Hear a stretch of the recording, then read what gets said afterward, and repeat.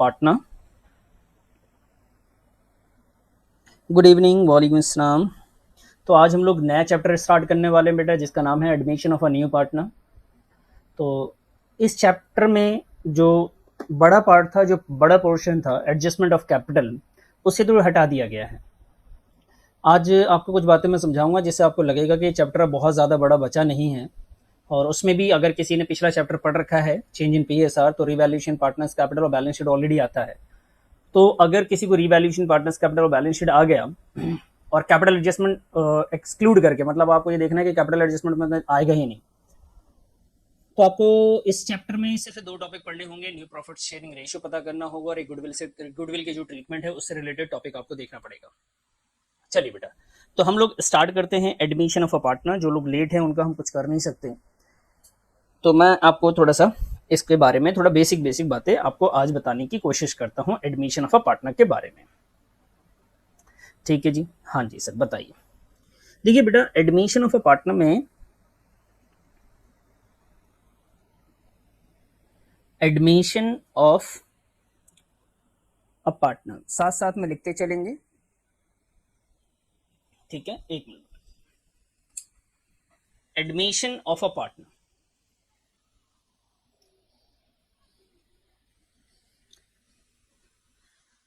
Admission of a partners, मैंने आपको एक बात बताई थी, पहले भी बता चुका हूं, फिर से बता देता हूं। ये भी एक रिकंस्टिट्यूशन ऑफ फर्म का हिस्सा है। Reconstitution of firm.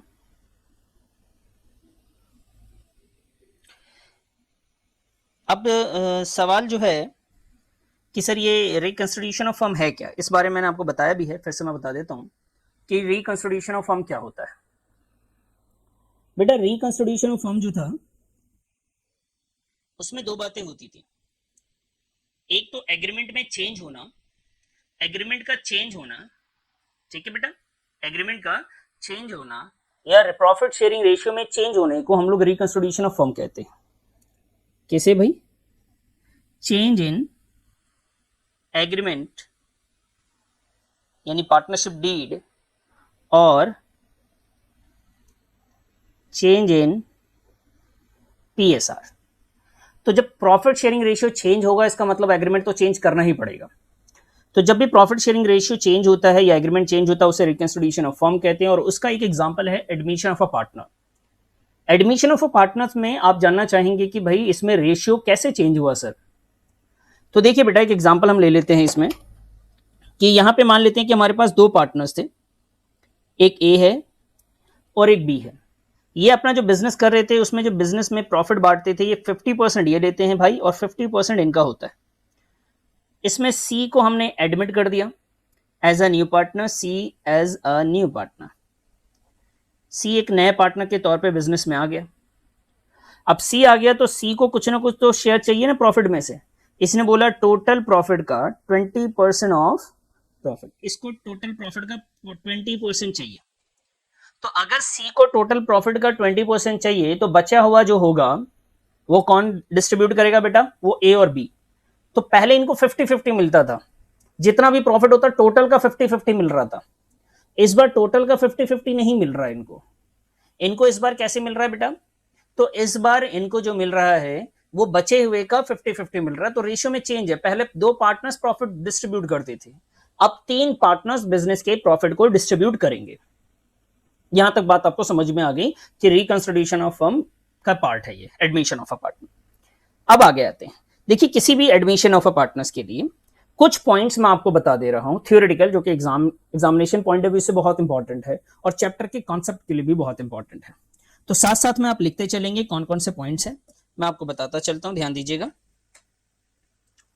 अच्छा सर, तो देखिए बेटा, point number one, person can be admitted, a person can be admitted as a partner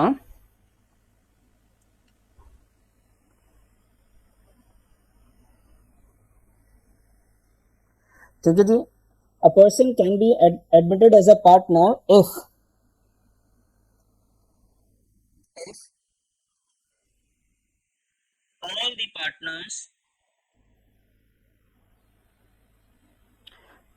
partners, समझ रहे हैं, सभी पार्टनर्स जो हैं, if all the partners agree, if all the partners agree for the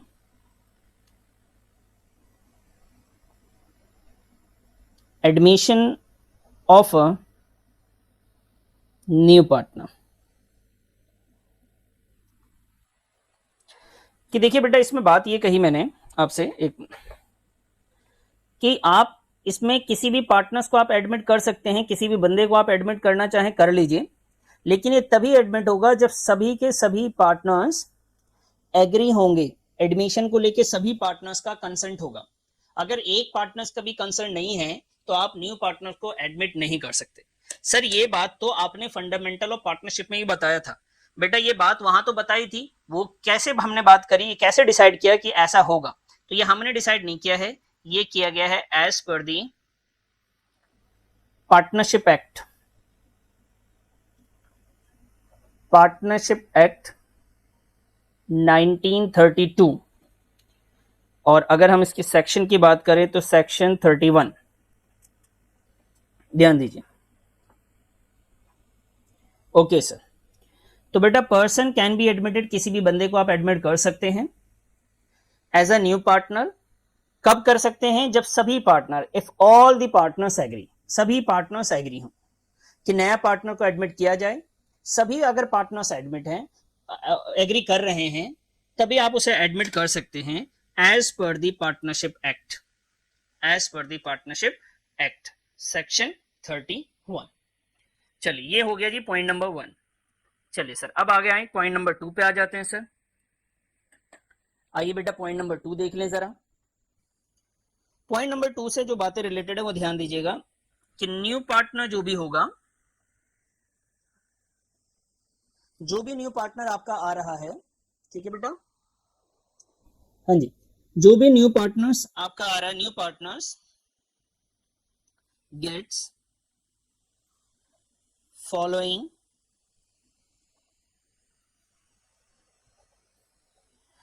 rights. तो नए पार्टनर्स को कुछ राइट्स मिलते हैं जब वो नया पार्टनर बिजनेस में आता है हमारे साथ, तो उसको कुछ राइट्स है। किस बात का राइट्स है? तो बेटा 2 राइट्स हैं उसको, एक तो मतलब ये बेसिक राइट्स है, और ये बेसिक राइट आप समझ लेंगे ध्यान दीजिएगा। पहली चीज की ये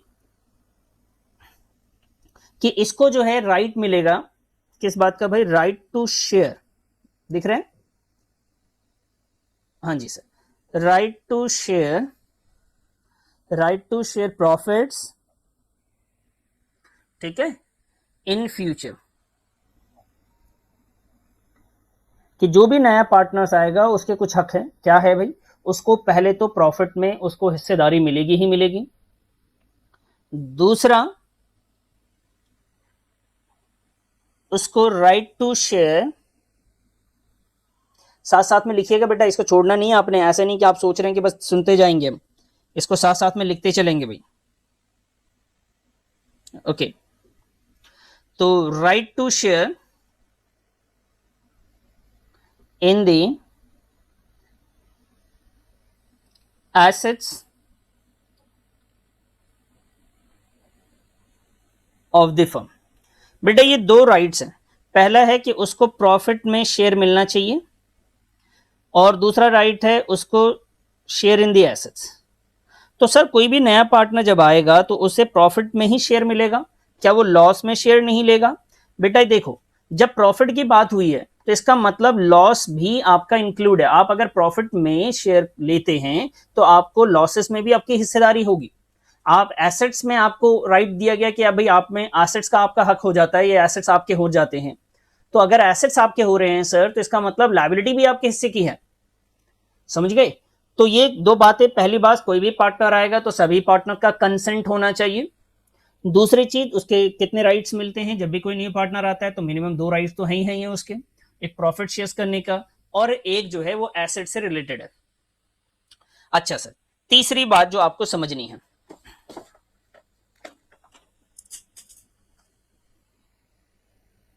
जी बच्चे, थर्ड पॉइंट, तो जो न्यू पार्टनर होगा, new partner compensate new partner जो है बेटा वो कंपनसेट करेगा। सर कंपनसेट कैसा कंपनसेट करना है, तो देखो new partner compensate to sacrificing partners. नया पार्टनर जो है वो कुछ जब भी आएगा, ध्यान रखेंगे जब भी कोई नया पार्टनर आएगा तो उसे कुछ अमाउंट देना पड़ता है पुराने पार्टनर्स को। क्यों, ऐसा क्यों सर?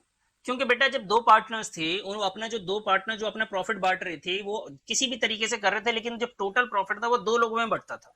अब जैसे ही तीसरा पार्टनर आएगा तो तीसरे पार्टनर्स को जो दो पार्टनर पुराने थे वो अपने पास से कुछ ना कुछ शेयर देंगे।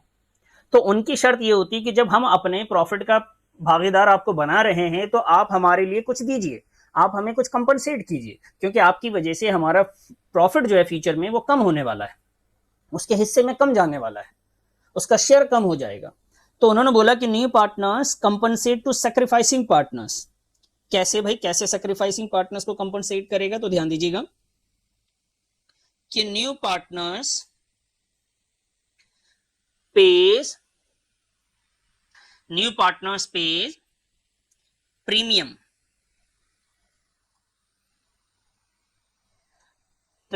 for goodwill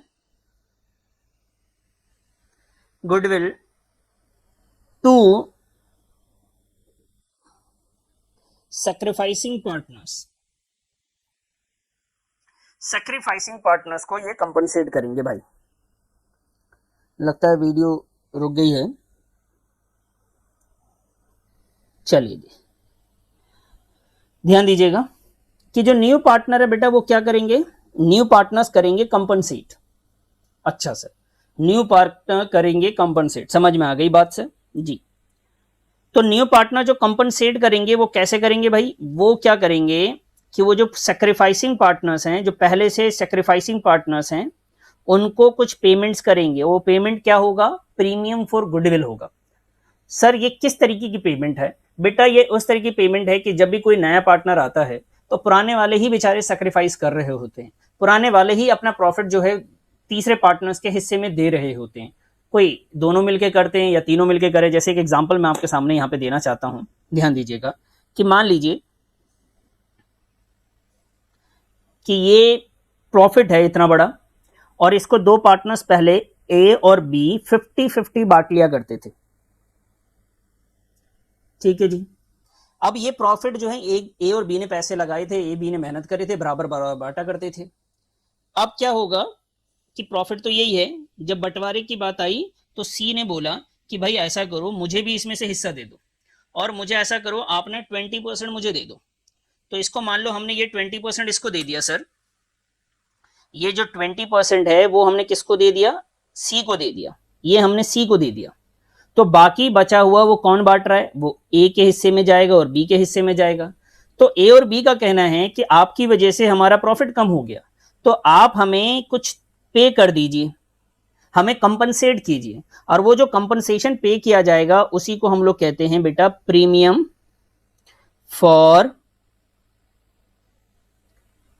फॉर गुडविल कहते हैं उसी को। वो कंपनसेशन ए और बी के लिए है। तो यहां पे एक पॉइंट और मैं आपके सामने ऐड कर देता हूं कि न्यू पार्टनर जो होता है, कोई भी नया पार्टनर जो होता है, new partners brings, new partners लेके क्या चीज आता है बेटे, न्यू पार्टनर ना दो चीजें लेके आता है। एक वो लेके आता है कैपिटल, ये जो कैपिटल है वो अपने लिए लेके आता है न्यू पार्टनर्स फॉर, ठीक है, फॉर न्यू पार्टनर्स, मतलब अपने लिए ही ला रहा है। जो कैपिटल आ रहा है वो न्यू पार्टनर्स के कैपिटल का पार्ट है ये। दूसरा जो चीज है, नए पार्टनर्स को दूसरी कोई चीज लेके आनी पड़ती है, वो है प्रीमियम फॉर गुडविल। और ये जो प्रीमियम फॉर गुडविल नया पार्टनर लेके आता है बेटा, वो किसके लिए लाता है, सैक्रिफाइसिंग पार्टनर्स के लिए। देखिए जिन पार्टनर जो पुराने थे उनके लिए ला रहा है, लेकिन उनमें से भी उनके लिए जो उनके लिए सैक्रिफाइस कर रहे हैं। सैक्रिफाइसिंग पार्टनर्स, सैक्रिफाइसिंग पार्टनर्स के लिए चीजें आ रही होती हैं। तो हमने यहाँ पे 3 पॉइंट्स पढ़ लिए। पहला पॉइंट कि कोई भी पार्टनर आएगा तो उसमें सभी पार्टनर्स का 100% कंसेंट होना चाहिए। दूसरा पॉइंट से उसको कौन कौन से राइट मिलेंगे, तो right to share the profit and right to share assets. और जब प्रॉफिट और एसेट्स की बात होती है इसका मतलब कि वहां पे लायबिलिटी की भी बात हो रही है और लॉसेस की भी बात इंक्लूड है। तीसरी बात, नया पार्टनर जो होगा वो कंपनसेट करेगा, कुछ अमाउंट पे करेगा। किसको पे करेगा? वो पुराने सैक्रिफाइसिंग पार्टनर्स को पे करेगा। ठीक है जी। ओके सर, अब आते हैं, आगे बढ़ते हैं कि सर ये तो हो गया नए पार्टनर से बात रिलेटेड। अब एक पॉइंट और जो हमने लास्ट चैप्टर में भी पढ़ा था उसको हम दोबारा दोहराएंगे। कौन सा पॉइंट था? देखिए क्या दोहराना पड़ेगा कि भाई कुछ एडजस्टमेंट्स की जरूरत होती है। जब कोई एडमिशन होता है तो एडजस्टमेंट्स की जरूरत होती है। अकाउंटिंग पॉइंट ऑफ व्यू से कुछ अकाउंटिंग की जाती है, तो adjustments required, adjustment required when या at the time of admission of a new partner. जब भी आपके पास कोई नया पार्टनर आएगा तो बेटा कुछ एडजस्टमेंट्स करने पड़ेंगे। ठीक है, ये वही एडजस्टमेंट है जो चेंज इन पीएसआर में करने पड़े थे। सर कौन कौन से? देखिए मैं आपको लिखवा देता हूं। Point number 1, calculation of new PSR, sacrificing ratio and gaining ratio. तो पहली बात यह है कि आप जब भी कोई नया पार्टनर आएगा तो आपको चेक करना पड़ेगा कि कंपनी का या फर्म का जो नया रेशियो है वो क्या होगा, किसको इससे फायदा हुआ है, किसको इससे नुकसान हुआ है। दूसरा पॉइंट बेटा, दूसरा जो पॉइंट है वो ये है कि आपको valuation of goodwill, goodwill value करनी पड़ेगी and treatment of goodwill, and treatment of goodwill. समझ रहे? तो एक तो वैल्यूएशन ऑफ गुडविल और ट्रीटमेंट ऑफ गुडविल। जब भी कोई एडमिशन होगा तो आपको गुडविल को वैल्यू करना पड़ेगा और उसके बाद उसका ट्रीटमेंट करना पड़ेगा। ठीक है सर, पहले भी किया था हमने गेनिंग सैक्रिफाइसिंग में, यहां पे भी कुछ होगा। कैसे होगा ये हम बात करेंगे। तीसरा जो पॉइंट है बेटा वो है एडजस्टमेंट्स या ट्रीटमेंट या एडजस्टमेंट्स ऑफ रिजर्व्स, रिजर्व का एडजस्टमेंट्स होना, एक्यूमुलेटेड प्रॉफिट्स का एडजस्टमेंट होना, एक्यूमुलेटेड प्रॉफिट्स एंड लॉसेस, इनके एडजस्टमेंट्स करने पड़ेंगे। Point number 4, revaluation of assets and reassessment of liabilities. Now point number 5, adjustment of capital if required। तो ये 5 चीजें करी जाती हैं जब एडजस्टमेंट एडमिशन होता है किसी न्यू पार्टनर का।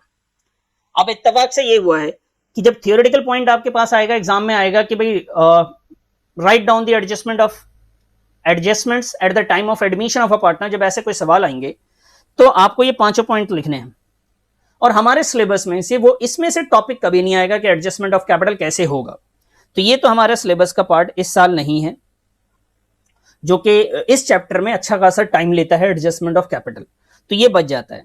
और आपको थोड़ा बहुत अंदाजा होगा कि भाई हमने रीवैल्यूएशन कैसे किया था। बिल्कुल रीवैल्यूएशन वैसे ही करेंगे जैसे पिछले चैप्टर में किया था, इतना सा भी चेंज नहीं होगा, 1% का चेंज नहीं है, बिल्कुल वैसे ही बनेगा sir. Adjustments of reserve, accumulated profits, losses, goodwill वगैरह जो आपने पढ़े थे, रिजर्व के बारे में, वर्कमैन कंपनसेशन के बारे में, इन्वेस्टमेंट फ्लक्चुएशन रिजर्व के बारे में, इस चैप्टर में भी बिल्कुल एज इट इज सेम होना है, इसमें भी कोई चेंज नहीं होगा सर। पॉइंट नंबर 3 है गुडविल के बारे में। यहां कुछ नई बातें सीखेंगे हम लोग और एनपीएसआर में सीखेंगे। तो हमारे पास जो सीखने के लिए है, जिसपे ज्यादा ध्यान देने के लिए जो टाइम लगेगा, वो point number 1 and point number 2 में लगेगा। और ये ज्यादा टाइम क्या लगेगा, 2 दिन आपका कैलकुलेशन ऑफ एनपीएसआर में जा सकता है, 2 दिन आपका कैलकुलेशन ऑफ गुडविल में जा सकता है। बाकी चीजें आपको आती हैं, बस मुझे प्रैक्टिस करवानी पड़ेगी और कुछ नहीं। इस चैप्टर में बहुत जल्दी चैप्टर खत्म होगा अगर आपने पिछला चैप्टर अच्छे से करा है, नहीं करा है तो थोड़ा सा वक्त लग जाएगा, 2 4 5 दिन 7 दिन आपके एक्स्ट्रा भी लग सकते हैं। चलिए जी, अब यहां तक का आपका बेसिक फंडा मैंने बता दिया कि भैया जब कोई नया पार्टनर आएगा तो कौन कौन से पॉइंट का ख्याल रखना है आपने, ठीक है सर, और कौन कौन सा एडजस्टमेंट करना। तो इट्स एडजस्टमेंट में पहला टॉपिक हमारा है calculation of एनपीएसआर, sacrificing ratio, gaining ratio. तो आइए स्टार्ट करते हैं।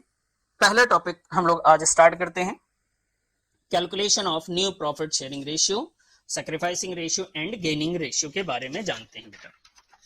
आइए जी, चलिए सर। तो इसमें क्या है, इसमें भी कुछ खास नहीं है जी। यहां पे बेटा लैंग्वेज आपके लिए बहुत जरूरी हो जाती है, इसलिए आराम आराम से समझ समझ के चीजों को करेंगे। तो टॉपिक का नाम मैं पहले ऊपर लिख लेता हूं, calculation of new profit sharing ratio. New profit sharing ratio पता लग जाए तो सैक्रिफाइसिंग गेनिंग पता करना कोई मुश्किल काम नहीं है, ठीक है सर। अब मैं आपके सामने ना 2 सवाल रखता हूं, 2 एग्जांपल देता हूं, उसके बाद मैं क्वेश्चन पे आऊंगा। पहला एग्जांपल कि 2 पार्टनर्स हैं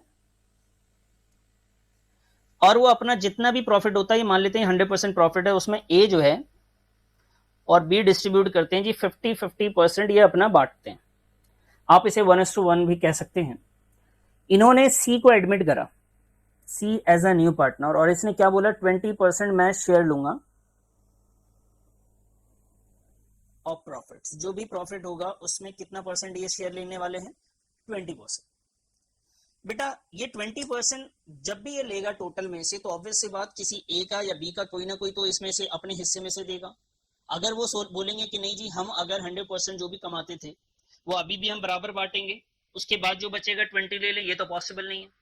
अगर इसको आपको 20% देना है तो ये डिसाइड करना बहुत जरूरी है कि इसको देने वाला कौन है।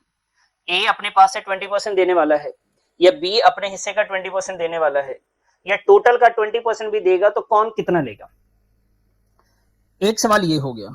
दूसरा क्वेश्चन, यहां पे एक आपके सामने क्वेश्चन आ गया कि सर ये 20% जो कम हुआ, तो ये 20% किसका कम हुआ, ए का या बी का, ये एक सवाल है, ठीक है सर। अब आइए दूसरा क्वेश्चन आपके सामने मैं रख रहा हूं कि मान लीजिए ये प्रॉफिट है भाई,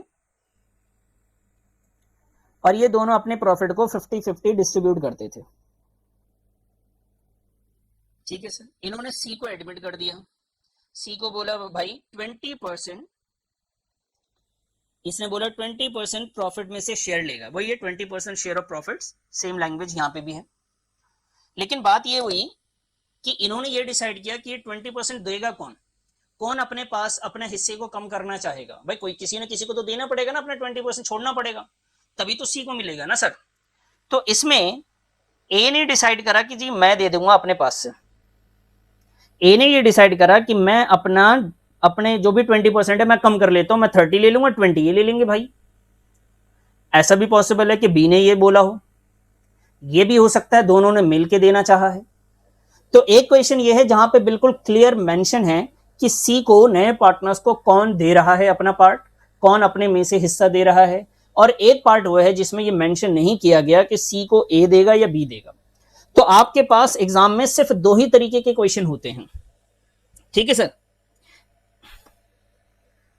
आपके पास जो है 2 ही तरीके के क्वेश्चन होंगे कि सी को, या तो क्वेश्चन आपको साफ साफ बता दे कि सी को कौन दे रहा है, ए दे रहा है, बी दे रहा है, दोनों मिलके दे रहे हैं, कैसे दे रहे हैं, नहीं दे रहे, वो अलग पार्ट है। मैंने सिर्फ आपसे ये बोला कि सी को अब कौन शेयर देगा। ये क्वेश्चन अगर मेंशन कर देता है तो क्वेश्चन एक पैटर्न हो गया हमारा, कि क्वेश्चन में मालूम चल गया कि सी को देने वाला कौन है। और दूसरा तरीका जो होता है उसमें बेटा ये क्लियर नहीं किया जाता कि सी को शेयर ऑफ प्रॉफिट्स कौन देगा, ठीक है। तो ये 2 तरीके के क्वेश्चन आपके एग्जाम में आते हैं। तो हम क्या करेंगे, पहले इस टाइप के जितने क्वेश्चन है उसकी प्रैक्टिस करेंगे, फिर उसके बाद इस टाइप के जो क्वेश्चन है उसकी प्रैक्टिस कर लेते हैं, ठीक है जी। तो हम स्टार्ट करेंगे पहले इस टाइप वाले क्वेश्चन में जिसमें मेंशन नहीं है कि किसने किसको कितना शेयर दिया है अपने पास से। अच्छा सर, तो आपको ज्यादा यहाँ पे टेंशन नहीं लेनी, क्वेश्चन खुद बताता है कौन कैसे देगा कितना देगा, वो क्वेश्चन बताएगा, आपको दिमाग नहीं लगाना है यहाँ पे बिल्कुल भी। अपनी मर्जी से हम डिसाइड नहीं कर सकते कि कौन सा पार्टनर कितना शेयर नए वाले पार्टनर्स को देना चाह रहा है, ठीक है। अब देखिए सवाल बड़े अलग अलग से हैं। एक सवाल है मेरे पास शोएब का कि गारंटी ऑफ पार्टनर्स, फिर है शोएब अगर लॉस हो तब प्रॉफिट्स दूंगा क्या, ये वो। देखिए बेटा, हमने अभी तक जो बात करी थी उसमें ये सब सवाल है ही नहीं। गारंटी की बातें आप पहले पढ़ चुके हैं कि डीड में जो लिखा जाएगा। हमने तो यहाँ पे ये बात रखी कि जब नया पार्टनर आएगा तो उसको हम प्रॉफिट में शेयर देंगे। अब वो गारंटी के बिहाफ पे आप दीजिए या बिना गारंटी के दीजिए, वो आपकी मर्जी है कैसे आप उससे पार्टनर, लेकिन प्रॉफिट में शेयर तो मिलेगा उसको, ठीक है। और ये तब की बात हो रही है जब कुछ नहीं कहा जाएगा, तब तो वो लड़ेगा, वो तो कानून से भी जाके लड़ सकता है, बोल सकता है कि भाई हमारा तो प्रॉफिट में शेयर होना चाहिए चाहे डीड हुआ हो या ना हो, ये तो आपको पता है पहले से भी। चलिए आइए अब वापस आते हैं। तो अभी ज्यादा उसमें मत जाएं आप, पहले मैं यहाँ पे आ रहा हूँ, पहले टॉपिक पे आ रहा हूँ बेटा, न्यू प्रॉफिट शेयरिंग रेशियो। उसमें से मैंने आपको बोला कि पहले इस टाइप के क्वेश्चंस बताऊंगा मैं आपको। टाइप नंबर 1, ये आपके पास दो तरीके के क्वेश्चन हैं। एक है जिसमें आपको ये बता दिया जाता है कि नया पार्टनर्स को शेयर देने वाला कौन है, और दूसरा मेथड जो होता है उसमें ये बताया नहीं जाता कि इसको कौन दे रहा है। मैं आपको दोनों एग्जांपल दिखाता हूं, लेकिन मैं सिखाऊंगा पहले 1 वाला, ठीक है जी। आइए सर, क्वेश्चन आपको मैं दिखा रहा हूं, आप 5 मिनट सब्र करें और ध्यान दीजिएगा। चलिए जी, ये क्वेश्चन आपके सामने है, आपके स्क्रीन पे दिख रहा होगा। तो आपको मैं रीड करके सुनाता हूं, आपको कोई जल्दबाजी नहीं, आंसर वगैरह निकालना नहीं, आपने सिर्फ समझना है कि कौन सा मेथड लग रहा है इसमें। एक है बेटा X Y and Z are partner sharing profits losses in the ratio of 5:3:2। 3 partners हैं पहले से, X Y Z. They admitted A into the partnership, A को इन्होंने एडमिट किया है, ठीक है जी। And gave him 1/5 shares of the profit, और उसको प्रॉफिट में से 1/5 शेयर्स दे रहे हैं। अब आगे आता है, कहते हैं कि जी find the new profit sharing ratio. ठीक है सर, हम फाइंड कर लेंगे, ये अलग पार्ट है, लेकिन आप मुझे सिर्फ ये बता रहे हैं, हमें ये जानना है इस क्वेश्चन में हमेशा ढूंढना है क्या नए पार्टनर्स को जो 1/5 मिल रहा है वो उसे एक्स दे रहा है, वाई दे रहा है, जेड दे रहा है, क्या ऐसा क्वेश्चन में लिखा हुआ है या नहीं है, बस इतना जानना है। अगर क्वेश्चन में लिखा हुआ है तो मेथड नंबर 2 मेंशन है कि एक्स दे रहा है, वाई दे रहा है या जेड दे रहा है, और अगर मेंशन नहीं है कि एक्स देगा, वाई देगा, जेड देगा, तो मेथड नंबर 1 है, ठीक है। तो मैंने आपको डिफरेंस सिर्फ बताना चाह रहा था कि एक क्वेश्चन ऐसा होगा जिसमें ये बताया ही नहीं जाएगा कि नए पार्टनर को शेयर दे कौन रहा है। आइए सेकंड नंबर क्वेश्चन को मैं आपको रीड करके दिखाता हूं। Ravi Mukesh are sharing profit in the ratio of 7:3। They admitted Ashok for 3/7 shares in the firm which he takes 2/7 from Ravi and 1/7 from Mukesh। तो बेटा पहला वाला जो क्वेश्चन है, समझ रहे मेरी बात को, पहले वाले में क्या हुआ कि पहले वाले में इन्होंने ये बताया ही नहीं कि जो नया पार्टनर आएगा उसको कौन दे रहा है शेयर, और सेकंड वाले में उसने बता दिया कि उसने अपना जो शेयर ऑफ प्रॉफिट है वो रवि से लिया है और कुछ पार्ट मुकेश से लिया है।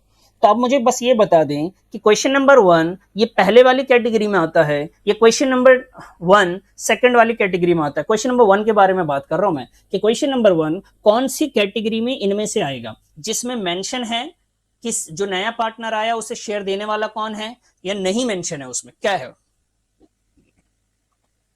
फटाफट मेरे को रिप्लाई करें, देन उसके बाद मैं आगे बढ़ता हूं आपको लेके कि कैसे सॉल्यूशन करेंगे, क्या सॉल्व करेंगे क्वेश्चन नंबर 1 को।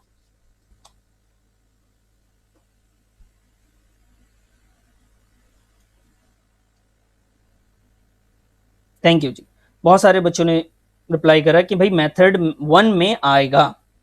बहुत बढ़िया, सुधेंद्र, मीज, तंजिया, उज़मा, मोहम्मद जैशदान, लक्ष्मी, बुशरा, शुरू, ठीक है जी। ठीक है, बहुत बढ़िया। तो आपको एक बात तो क्लियर हो गई कि सर मेथड नंबर 1 में आएगा। अब उसकी सॉल्यूशन का तरीका, दोनों के सॉल्यूशन का तरीका अलग अलग है, इस बात के लिए ही हमें ये बात पहचानना बहुत जरूरी हो जाता है। दोनों के लिए मेथड अलग अलग है बेटा, जिसमें क्लियर होता है कि किसने किसको शेयर दिया, और एक में मेंशन ही नहीं है किसने दिया। तो मैं पहले आपको मेथड 1 वाले जो हैं वो जो क्वेश्चन होंगे पहले वो मैं करवाऊंगा, उसके बाद हम लोग किसी और क्वेश्चन की तरफ आगे बढ़ेंगे। तो आइए जी, मैं आपको क्वेश्चन नंबर 1 लिखवा रहा हूं, आप क्वेश्चन नंबर 1 की तरफ आप ध्यान दीजिएगा कि क्वेश्चन नंबर 1 कैसे सॉल्व किया जाएगा। तो क्वेश्चन नंबर 1 में आपके पास जो चीजें गिवन है उसको पहले आप लिख लेते हैं, जैसे सर अभी बता देता हूं बेटा, जैसे क्या कह रहा था, यहां से आते हैं सॉल्यूशन लिखते हैं पहले, सॉल्यूशन नंबर 1, सॉल्यूशन नंबर 1। और यहां पे सबसे पहले क्या करना है सर, ओल्ड रेशियो मैं यहां पे लिख दे रहा हूं। ओल्ड रेशियो के मतलब ओल्ड पार्टनर्स कौन से थे, उसका नाम क्या था, उसका रेशियो क्या था, एक्स वाई एंड जेड, ये ओल्ड पार्टनर्स थे बेटा। और इनका जो प्रॉफिट शेयरिंग रेशियो था वो 5:3:2 था। अब आइए जी, इसमें हुआ क्या कि एक नया पार्टनर एडमिट कर लिया गया, उसका नाम है ए।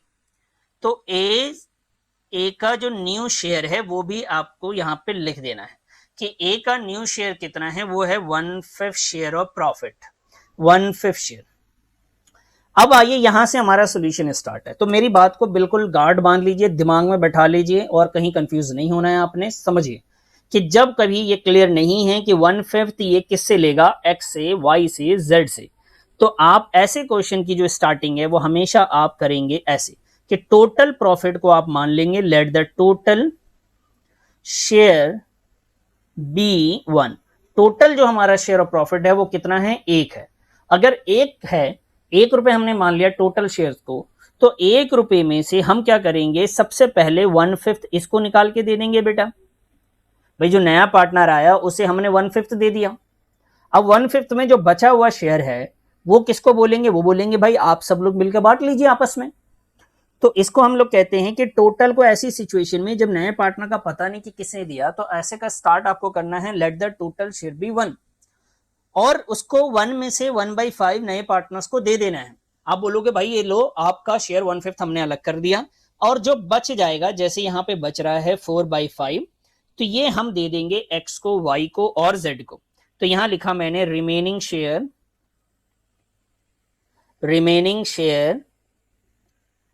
For X, Y and Z. समझ में आ रही है बात? हाँ सर, मैं इसको छोटा सा और यहाँ पे एक एग्जांपल ऐसे देता हूँ। जैसे मैंने आपको बताया था कि भाई ये टोटल प्रॉफिट अगर हम मान लेंगे, तो इसमें से इतना पार्ट जो है, एक पार्ट जो है 1/5 जो है हमने नए पार्टनर्स को दे दिया, और बाकी बचा हुआ जो हमने बोला एक्स वाई जेड आपस में बांट लीजिए। ठीक है सर, तो ये रिमेनिंग शेयर जो है वो आपस में बांट लेंगे। रिमेनिंग जो बचा हुआ शेयर है वो 4/5 है, वो कौन बांटेगा बेटा, वो एक्स और वाई जेड बांट लेंगे। कैसे बांटेंगे बेटा, तो 5:3:2 के रेशियो में बांट लेंगे। यही तो होगा नया, समझ रहे हैं? तो मेन मुद्दा होता है कि न्यू प्रॉफिट शेयरिंग रेशियो निकालने में ना स्टार्ट करना, कि स्टार्ट कौन से होगा। तो स्टार्ट आप लेट द टोटल शेयर भी 1 से कर रहे हैं। सर ऐसा कब करेंगे, जब क्वेश्चन में मेंशन नहीं हो कि नए पार्टनर को शेयर दिया तो दिया किसने है।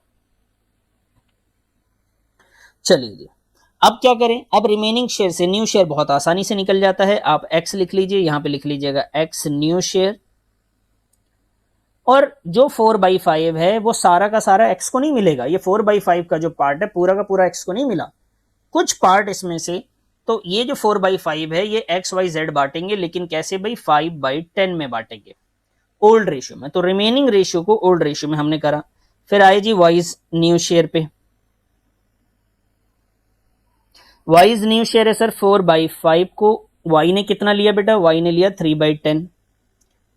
आइए सर जेड पे, जेड ने क्या किया, जेड का जो न्यू शेयर है जो भी 4/5 था बेटा, उसको क्या करा इन्होंने, 2/10। तो ये हमारा न्यू रेशियो आ जाएगा, ये आएगा 20/50, 12/50 और 8/50। ये एक्स का, वाई का, जेड का न्यू शेयर है, और आपके पास ए का न्यू शेयर तो ऑलरेडी गिवन है 1/5।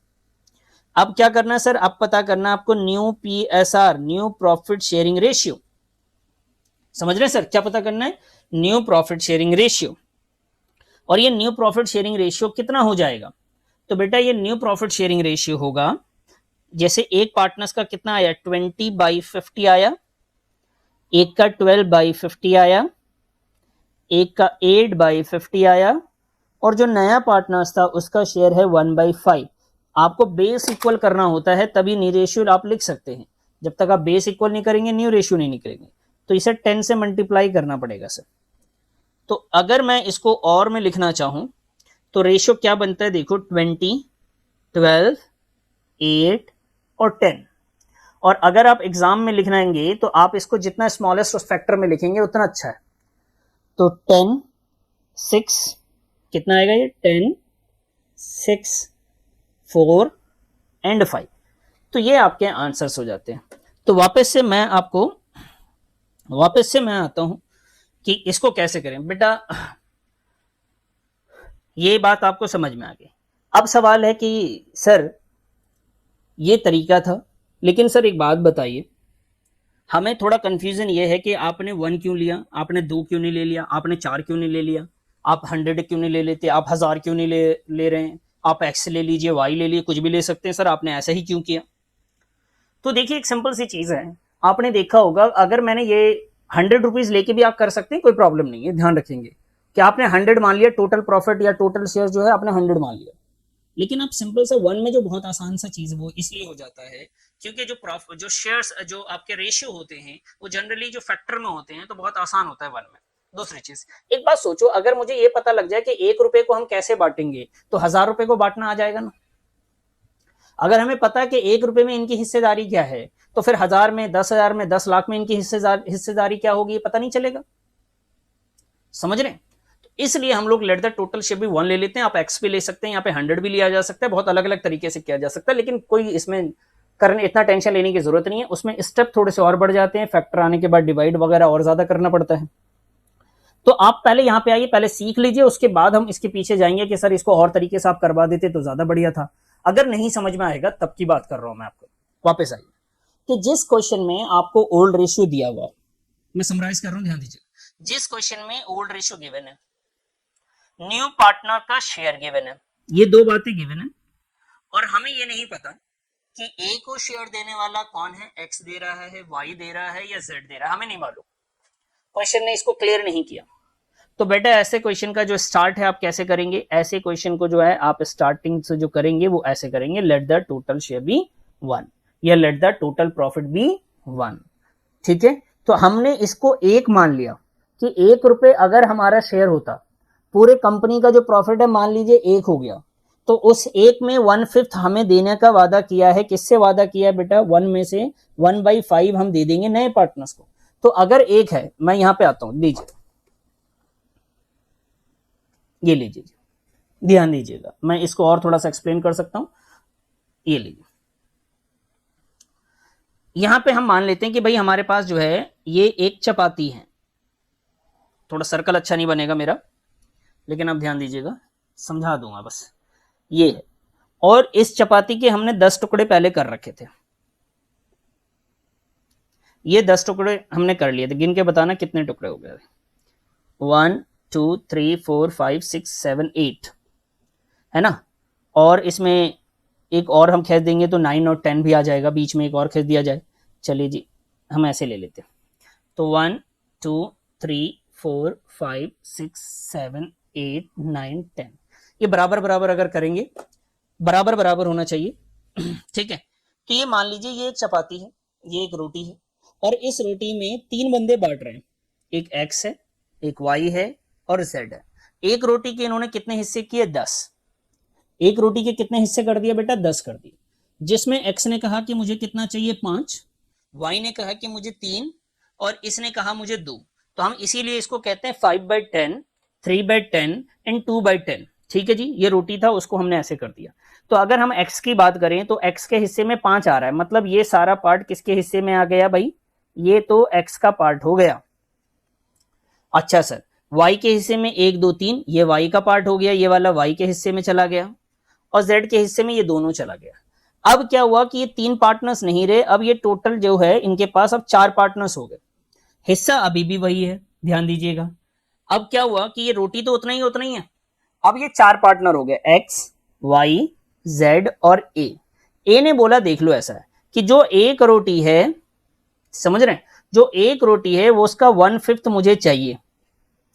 एक रोटी का मुझे कितना चाहिए? 1/5 चाहिए। तो इसका एक एग्जांपल ले लेते हैं कि भाई इसको ना एक रोटी में से 1/5 चाहिए, समझ रहे हैं कि एक रोटी में से कितना चाहिए? 1/5 चाहिए। तो मैं मान लेते हैं कि भाई उसको कुछ ऐसा पार्ट चाहिए, इतना पार्ट उसको चाहिए, तो बाकी जो बचा हुआ है वो कौन बांटेगा? उसको तो एक्स वाई जेड ही लेंगे ना। कैसे लेंगे? जैसे पहले लिया करते थे। तो इसीलिए हमने टोटल इसको 1 मान लिया, अब 1 में से नए पार्टनर्स को 1/5 दे दिया, तो ये पूरा हिस्सा कितना बच गया बेटा? 4/5 बच गया। समझ गए? ये पूरा हिस्सा कितना बच गया? 4/5। और ये 4/5 को इन लोगों ने 5:3:2 में डिस्ट्रीब्यूट करा, क्योंकि इनके लिए बचा ही इतना था। तो ये तरीका है टोटल प्रॉफिट शेयरिंग रेशियो एक से निकालने का। अब एक है, ए का प्रॉफिट शेयरिंग रेशियो हमने निकाल लिया एक के हिसाब से, तो देखिए यहां पे 10, 6, 4, 5 आया था, सॉरी एक मिनट, हाँ जी, तो जो रेशियो आया था वो आया था 10, 6, 5 और 4, कुछ ऐसे रेशियो आया था। तो इसका मतलब अगर 1 लाख को बांटना होगा तो हम इसमें बांट देंगे, 4 लाख को बांटना हो 4 में बढ़ जाएगा, 1,000 में बांटना हो 1,000 में बढ़ जाए। तो जो रेशियो होता है जनरली वो 1 के फैक्टर में होता है, 1 के ही बेस लेके करा गया होता है। इसी वजह से हम 1 लाख, 4 लाख, 5 लाख, 10 लाख, 2,000 से डायरेक्टली मल्टीप्लाई करके उसकी वैल्यू हम लोग निकाल देते हैं बेटा। चलिए, मुझे उम्मीद है आपको ये बात समझ में आ गई होगी। अब हम लोग आगे बढ़ जाते हैं कि सर और ऐसा कोई क्वेश्चन है क्या। बिल्कुल है बेटा, मैं आपको एक क्वेश्चन और ऐसे ही दिखा देता हूं जिससे आपको लगेगा कि हाँ आपको चीजें समझ में अच्छे से आई हैं। आइए जी, मैं आपको ये क्वेश्चन और ऐसे ही दिखाता हूं। ये देखिए बेटा, यहाँ पे जो है रवि मुकेश वाला, इसमें वो मेथड 1 नहीं लगेगा। ये जो है 3 वाला, ये भी मेथड 1 नहीं है। ये जो 4th है ये भी मेथड 1 नहीं, मेथड 2 वाला है।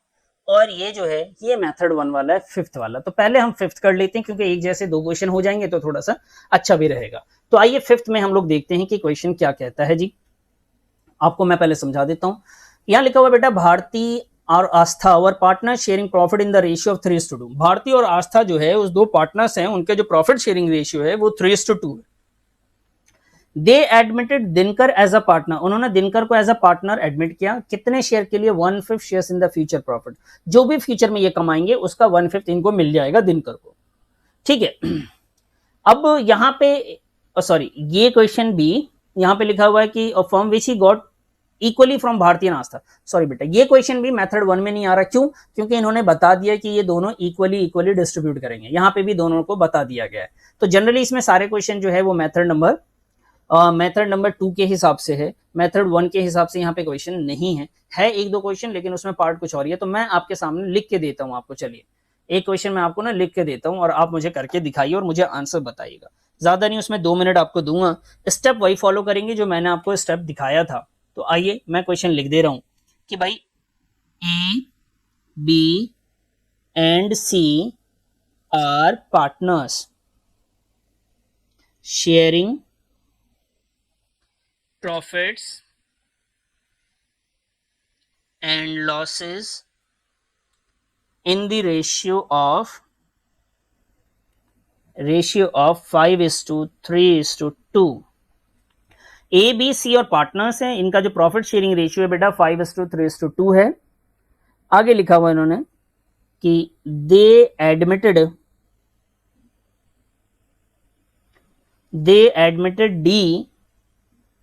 D as a new partner for 1/10 share of profits। ठीक है जी, नए पार्टनर्स को एडमिट किया 1/10 के लिए। Calculate new profit sharing ratio. आपको new profit sharing ratio calculate करना है। ये आपको मैंने दिया बेटा काम, ये लीजिए करके दिखाइए जरा। करिए बेटा, इस क्वेश्चन को आप करके दिखाए तो जरा फटाफट।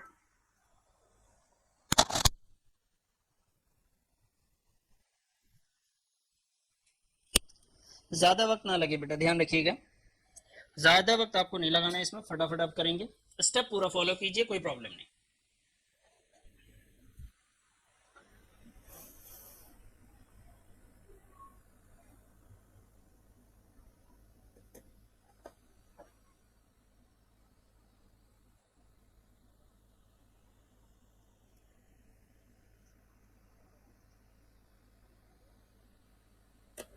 तो इसमें भी आप ध्यान दीजिएगा कि जो नया पार्टनर है 1/10 शेयर्स के लिए आ रहा है, इसको किसने शेयर दिया ऐसा जिक्र नहीं है कि ये 1/10 इसने पूरा का पूरा ए से ले लिया, बी से लिया, या ए बी दोनों से लिया, सी से लिया, या तीनों से लिया, ऐसा मेंशन नहीं है। ठीक है बेटा, किसी ने तो दिया ही होगा लेकिन मेंशन नहीं है। तो यहाँ पे हम लोग क्या करेंगे, स्टार्ट हम लोग इसका क्या करते हैं, हम लोग लिखते हैं सबसे पहले क्या लिखते हैं, let the total share be 1, और इस let the total share be 1 के बाद हमें रिमेनिंग पता करना है बेटा। Remaining share for A, B and C is equal to 1 minus का 1/10। अगर 1 में से 1/10 हमने अलग कर दिया तो बच गया, क्योंकि हमने टोटल को तो 1 ही मान लिया था। ठीक है सर, तो ये आया बेटा 9/10। उसके बाद हम लिखेंगे यहां पे एज न्यू शेयर, फिर आएगा बेटा बीज न्यू शेयर,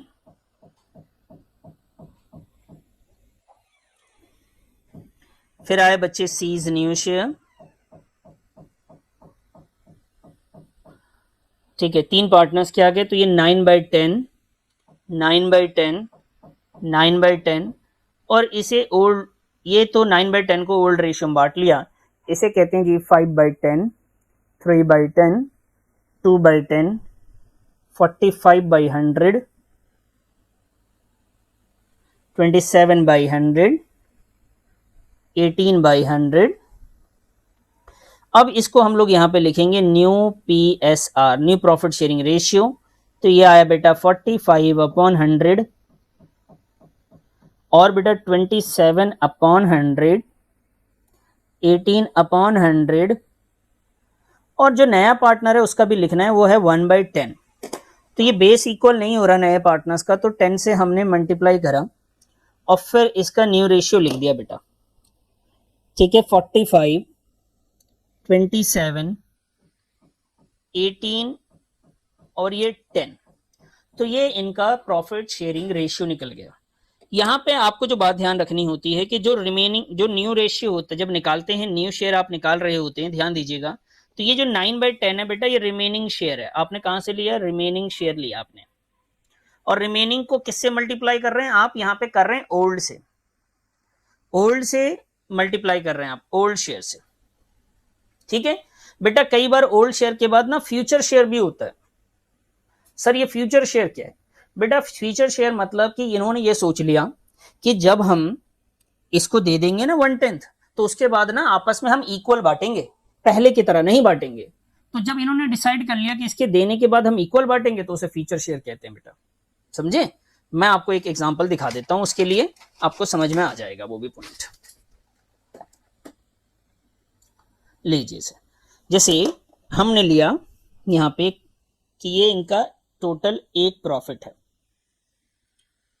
ये टोटल एक प्रॉफिट है, इसमें 3 पार्टनर्स थे बेटा, एक्स, वाई, जेड, और इसको ये बांटते कैसे थे? 5:3:2 में। अब क्या हुआ कि इतना प्रॉफिट जो था, इसमें जो है एक पार्टनर जो है नया आया और उसने बोला ये वाला मुझे दे दो आप। तो इसको अपन ने क्या नाम दिया?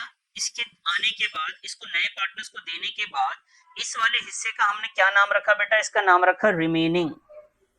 क्या नाम रखा? Remaining share. अब ये रिमेनिंग शेयर किस में बटेगा? ये तो बिल्कुल क्लियर है कि remaining share X Y Z में बटेगा, लेकिन इस बार क्या हुआ कि एक्स वाई जेड ने ये बोला कि जब कोई नया पार्टनर आएगा ना, तो हम अपने जो बचे हुए प्रॉफिट होंगे ना, उसको हम लोग इक्वली बांटेंगे, ऐसा बोला। या उन्होंने बोला कि हम बांटेंगे 2:3:5 में। तो ये जो बांटेंगे नए पार्टनर्स के आने के बाद, तो इसे कहते हैं बेटा फ्यूचर शेयर, फ्यूचर रेशियो। यहां पे 3 पार्टनर्स हैं, इसका मतलब ये रिमेनिंग पार्टनर्स बता रहे हैं, अपने रिमेनिंग शेयर बांटने की बात कर रहे हैं। तो जब आप न्यू शेयर निकालोगे, इस बार जब एक्स वाई जेड में बटेगा, तो क्या इस बार भी ओल्ड रेशियो में ही रिमेनिंग शेयर को बांटोगे या फ्यूचर में बांटोगे?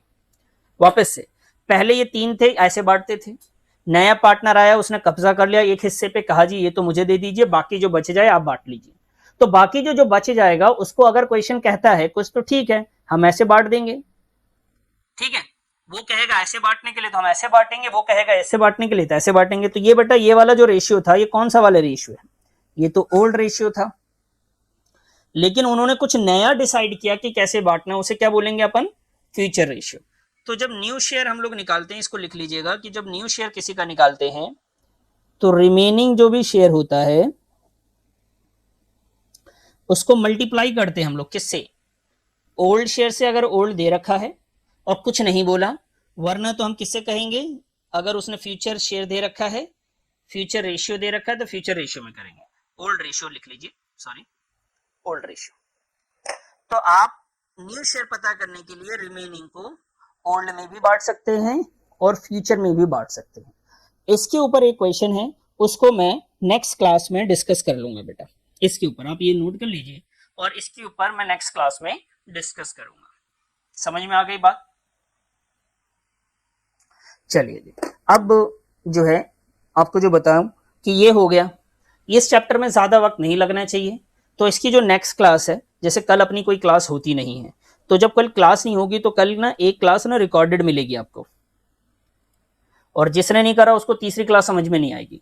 तो भाई हमारी क्लास अगर आज हमारे पास आज जो डे है वो वेंसडे है, तो आपने लाइव कर लिया, और थर्सडे जो होगा वो आपका रिकॉर्डेड हो जाएगा, फिर फ्राइडे को जो क्लास होगी वो दोबारा लाइव हो जाएगी। ठीक है जी, तो ये चलेगा, तो उसमें क्या होगा कि हमारा थोड़ा जल्दी भी हो जाएगा और क्लास भी ऑलमोस्ट हो ही जाएगी। ठीक है, तो ये रिकॉर्डेड हमारा थर्सडे को, यानी कल मैं रिकॉर्डेड लेक्चर दूंगा जिसमें मैं और क्वेश्चन को डिस्कस करूंगा और आगे बढ़ाऊंगा। ठीक है बेटा, चलिए अभी तक किसी को कोई डाउट है तो आप पूछ सकते हैं। आज के लिए इतना ही है, मैं थोड़ा वेट कर लेता हूँ, आपने जो जो पढ़ा है, जहां जहां प्रॉब्लम है आप पूछ लीजिए, मैं इंतजार कर लेता हूँ। और बाकी लोग गुड नाइट, अपना ख्याल रखेंगे और रिवीजन जरूर करेंगे। ध्यान रखें, आप आगे बढ़ते जा रहे हैं, कुछ ही दिन में ये चैप्टर्स आपका फिनिश हो जाएगा, ज़्यादा टाइम नहीं लगेगा। लेकिन आपकी खुद की जो जिम्मेदारी है वो रिवीजन की जिम्मेदारी है। मैं रोज़ कहूँगा आपको कि भाई रिवीजन ज़रूर करा करें, तो रिवीजन ही आपको आगे बढ़ाएगा। मैं मेरा सिलेबस आगे लेके चलना, स्कूल में आगे चलने से कुछ फ़र्क नहीं पड़ता जब तक आप रिवीजन नहीं करते। और जो चैप्टर चल रहा अगर उस दौरान अगर आप रिवीजन करते हैं तो तकरीबन 1 से 2 रिवीजन तो आपके उसी दौरान हो ही जाते हैं। तो प्लीज़ रिवीजन करते रह करें, पीछे के चैप्टर्स को रिवाइज करें, जो जो आपको पढ़ाया गया है कम से कम उतना ज़रूर रिवाइज कीजिए। चलिए, किसी का कोई सवाल है तो मैं वेट करता हूँ, पूछ सकते हैं आप मुझे।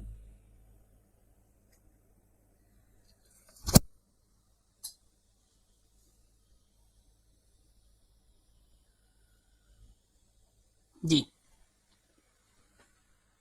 नहीं है बेटा किसी का कोई सवाल? ठीक है बेटा, ओके, बाय बाय, अपना ख्याल रखेंगे, अल्लाह हाफिज़, गुड नाइट।